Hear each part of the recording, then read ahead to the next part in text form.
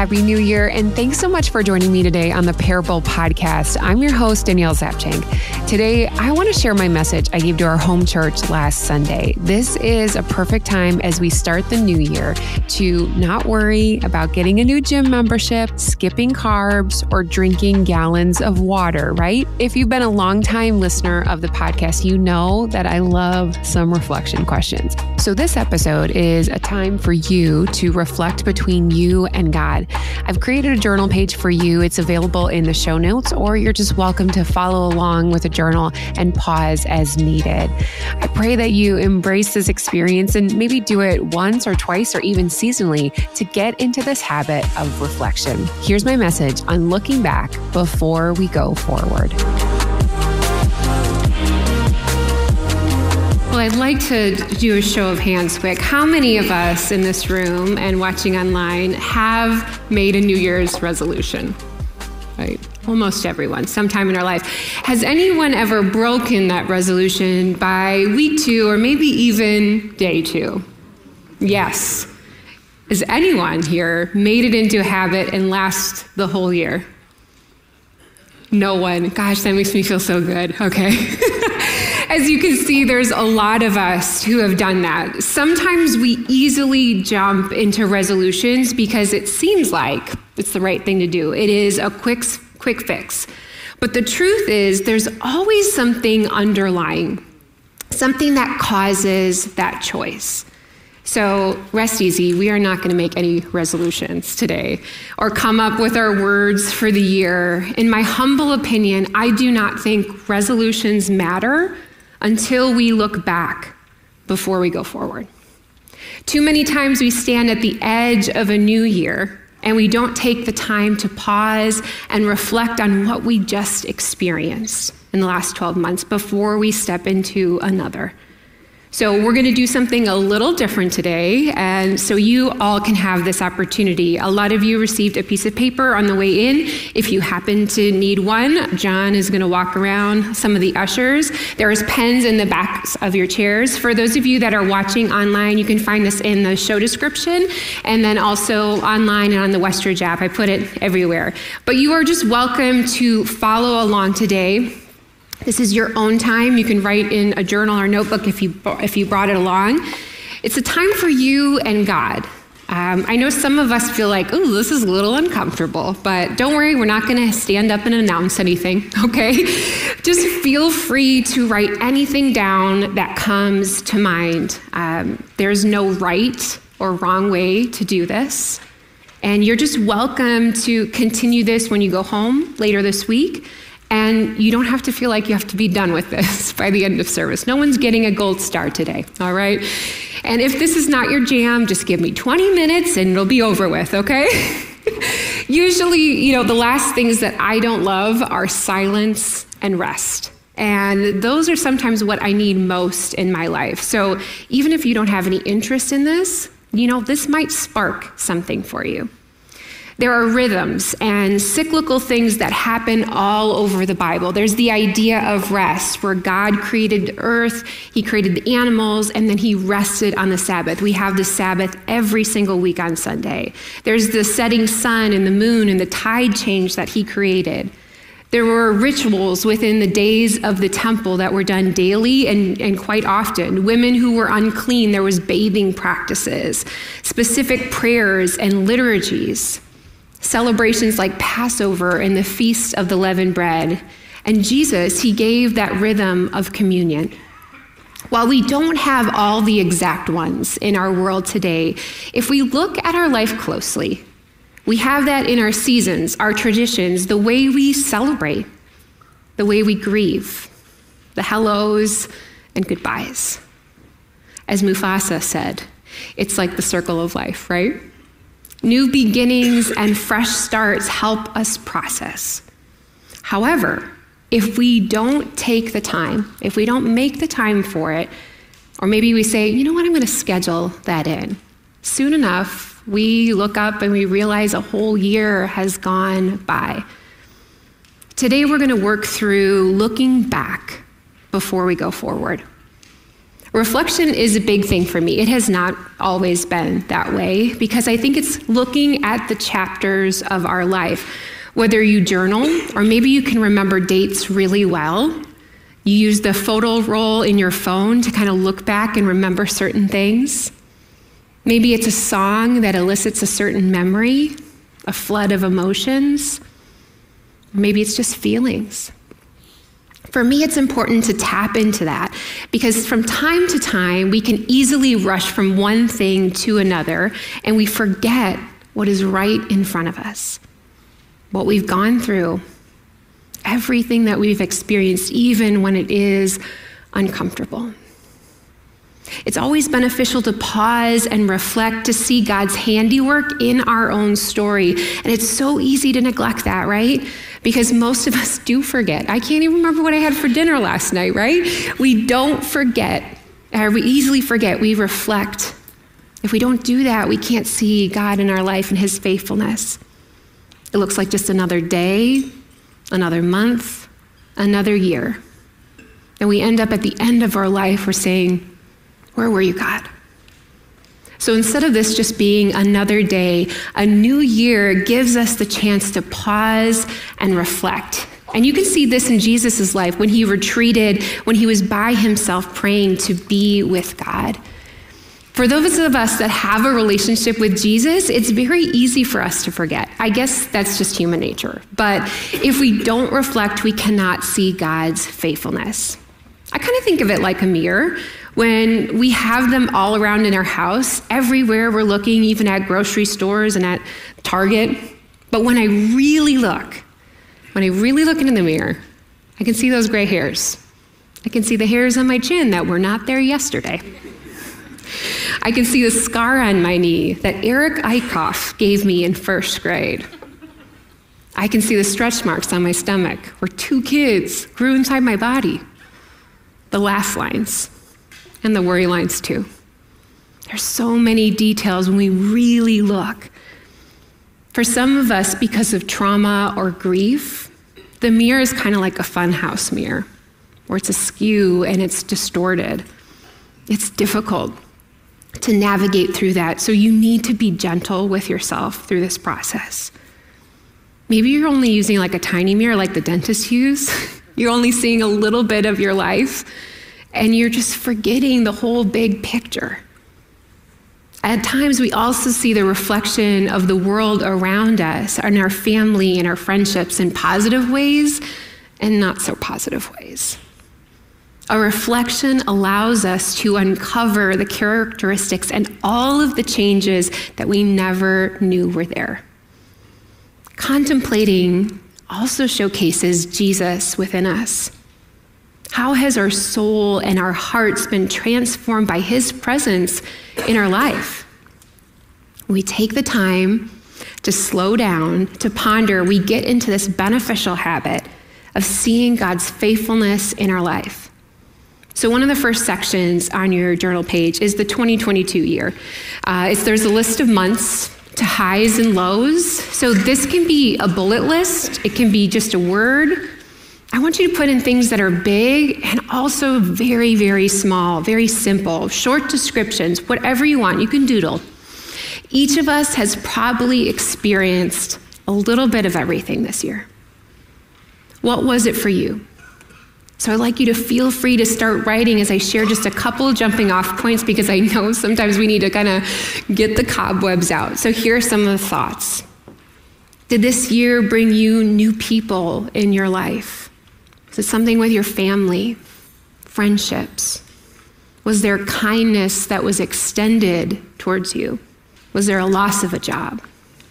A new job? Was there a big project at work? Was there an injustice in your life? Was there a hardship that taught you something? Plans that did not go your way? Did you find forgiveness with others? Or maybe it was yourself. Whether in pain or joy, did God tenderly work on your heart? Was it your health, emotional, physical, your mental health? How did that go for you? Is there something that you are just so proud of this year that you accomplished? Have you found newfound strength? Was love restored? How about your relationship with God? Are you still discovering who he is, or were you wrestling with him at every chance you got? Did healing happen this year, physically or in your soul? Did 2022 give you time to just process? Maybe there was some clarity. After quickly writing, I know that the year has so much, so this is something that you can go through for a while. I feel like connections can start to be made. Sometimes it takes a bit. I did this extensively once, really going through my whole life, major moments of highs and lows. What were those things in my life that gave me life? Things that caused me pain and anxiety. Working through that was incredibly meaningful because I could see what God did that I never even noticed before. Using all of my highs and lows and even the mundane for good. I've always loved public speaking. I know not a lot of people do, but I spent a lot of my high school Saturday mornings on an early morning bus ride to present at speaking competitions in empty high schools with just a bunch of my peers. Part of me just really wants to help people understand things. I have a degree in communications, even though I can't spell very well. I hope to communicate in a way that touches people emotionally. So were those Saturday mornings and all the other things opportunities for nothing? I don't think so. When I did this process, I remembered the exact moment when Darren asked if I would consider speaking at Westridge, and I was like, me? I was obviously very nervous. I felt underqualified. But I'm so honored that I get to be here in front of all of you and to share and grow in my own gifts. And that was just because God was using that over the course of my life, over the course of 20 years.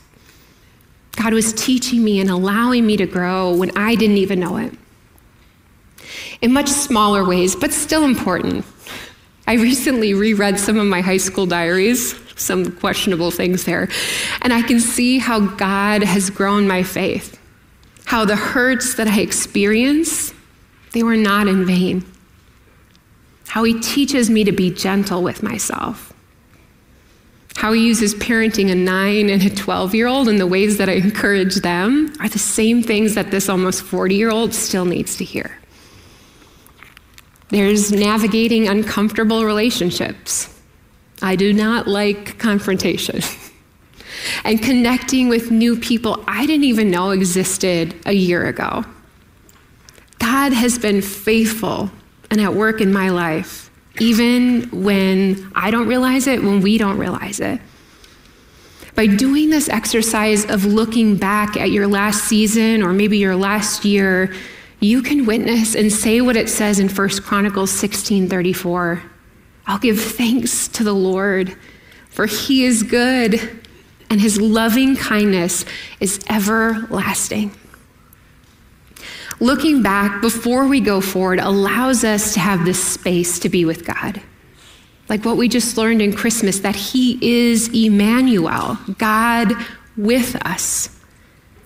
Sometimes it's easy for us to think of ourselves as singular, right? We are separate. But it has, and it always will be, a we. The people that he's placed in your life who love and support you, that's a we. Even the Trinity, the Father, Son, Holy Spirit, that is a we. The church, your community, you and Jesus is a we. God's intention for you is to never do this life alone. If you don't ever look back, that kind of doubt, it can easily creep in and you can drown yourself in sorrows and think, well, why me? Why am I in this situation? Why am I lonely? Even in the darkest days, God is for you. He is with you when you don't see him, when you don't even understand what's happening. I recently talked to a woman who overnight was 26. She became a widow and a single mother to their newborn baby. She never thought she could live without her husband, but each new day, and it was a long process, it was over the course of 7 years, it became a testament to God's faithfulness.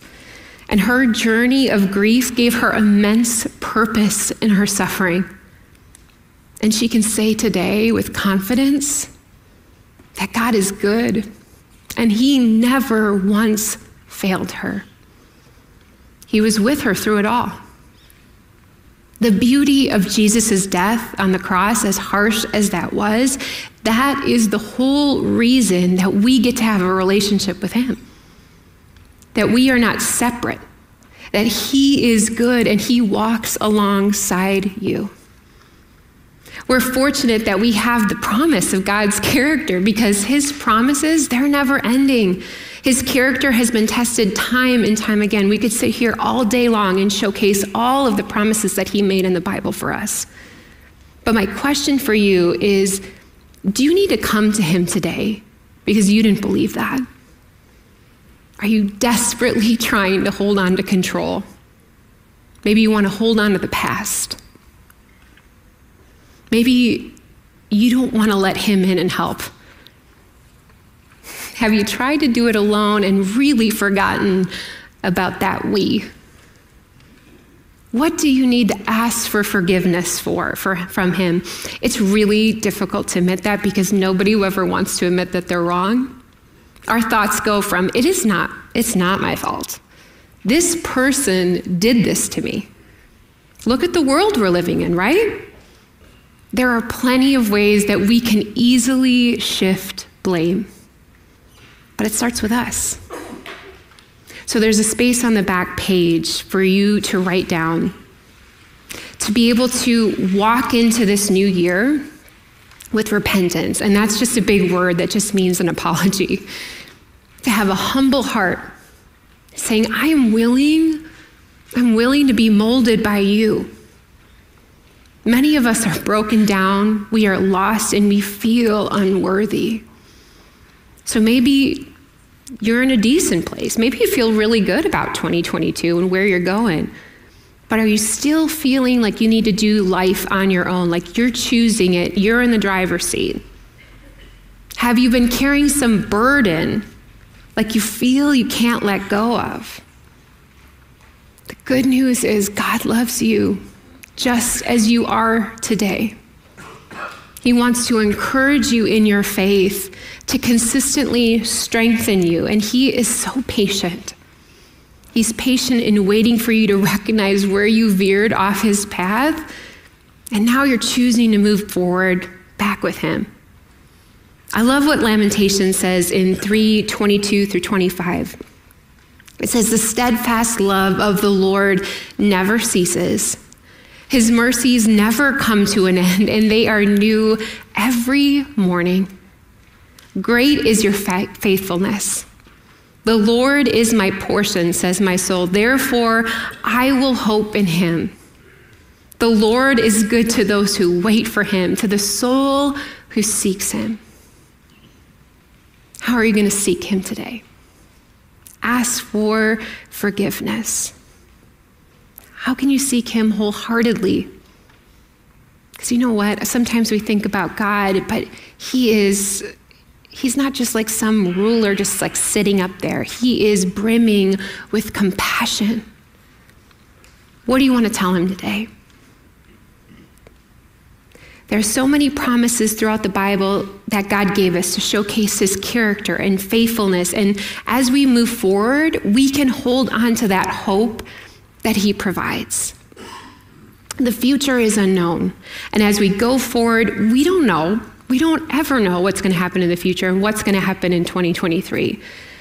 For some of us, it's a fresh start, and there will always be new mercies, like that verse said. Some of us are holding on to Jesus with everything we can because the unknown, it can feel overwhelming, right? My aunt, growing up, she put a ridiculous amount of tape onto Christmas presents, and then she just added the ribbon. I don't know if she had like some sick plan for children, but it was very frustrating. I don't know if she also feared like maybe it would somehow expand and explode under the Christmas tree, but I think hope is like that. It is just bound up. There's so many things around it, and it's so tight. The Hebrew translation of hope is tikva, which is described as combining multiple strands and coiling them into a much stronger cable. It means to gather or collect, but also in a sense, to eagerly await. Can you believe that? Eagerly await what is to come in 2023. I love that picture of hope with all of those highs and lows that you just put on this last year and what he's done throughout the course of your life to continually gather all of those pieces into different strands, binding them together so we can hold on to that hope as we go forward. And you might be saying, well, that sounds well and good, Danielle. That's a lovely picture. But what about when we are grasping onto that cord for our dear life? What about the times when things seem to cause us to waver? I get that. A couple months ago, I got the call that nobody wants to get from a family member. My mom's biopsy report had come back, and she has breast cancer. There's a lot of questions, tears, fears, and big words that I have no idea what they mean. But over the next few days, my prayer in that moment, gosh, when I just want to control and figure it all out, when I want to schedule things, make lists, I just ask for such an overwhelming amount of peace and to have a hope that surpasses what I cannot even have myself. Thank goodness, the doctors are amazing and they're very positive that they found this early on. And so my family and I, we're continuing to step forward that's why my husband made me bring Kleenex today. I thought I could do it, guys. So anyways, we're stepping forward in hope. We just don't know what's to come. My friend Erin and I were on a walk the other day, and we were talking about this kind of thing. When you don't have the information or the understanding, it's scary. It feels overwhelming. And so you just kind of need to see that shape of a plan. Someone who can explain the big words to you. I'm thankful for doctors who draw doodles. Thank you. And walk alongside you. That helps. And that's why I think reflection matters, because we can hold tight to all of these moments and we can see where God was faithful. Hebrews 10:23 says, let us hold strong to the confession of our hope, never wavering, since the one who promised it to us is faithful. So my question for you is, how can you move forward with confident hope in God this year? When you take the moments like this to look back before you go forward, you can begin to see God's fingerprints and his evidence all over your life. He is there in the past, and he will be there in the future as we move forward with confident hope, confident expectation. This is your time to look back before you go forward into this new year. Thank you so much for taking this time with me today. I really hope that God spurred something inside of you and that this week you continue to work through and keep this journal page with you. I mentioned journaling, and this is not something I do every day, but I do it quite often. And one resource I really love is Emily P. Freeman's The Next Right Thing Journal. It's one of my favorites, but there are so many ways for you to reflect. So it's okay to take your time and try and find something that works for you. But I will put a link to the journal in the show notes. Plus, you're not going to want to miss next week's episode, number 72, with Jenny Clayville. She is authentic and funny. She is a wife, boy mom, pastor, speaker, and a lover of Jesus. She's amazing. You're not going to want to miss it. Feel free to subscribe wherever you listen to podcasts, whether on Apple, Spotify, or even on YouTube, and leave a rating or review that really helps people find out about these parable stories.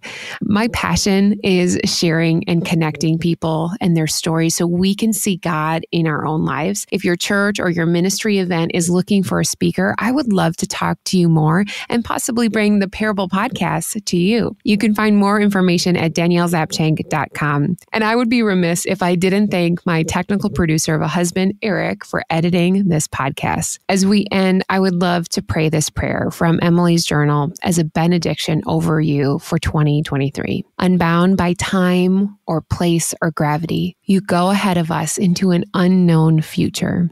When you declare your love for us, we refuse to squirm away. When you offer good gifts, we receive them with gratitude. When you delay the answers, we wait with hope. We resist the urge to sprint ahead in hurry or lag behind in fear.